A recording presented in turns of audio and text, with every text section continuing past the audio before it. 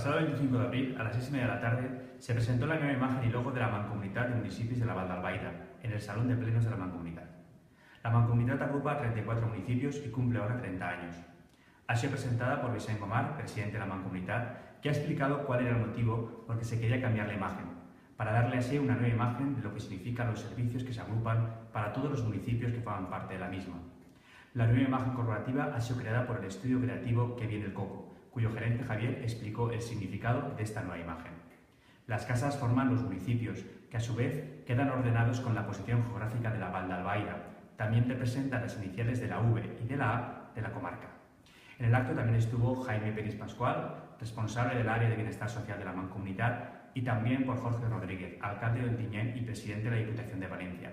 Habló de la importancia de las mancomunidades y de los servicios que se ofrecen a los municipios que forman parte, y que en muchas ocasiones los ciudadanos no conocen estos servicios que se prestan, y por este motivo es muy importante la imagen y la información que se da.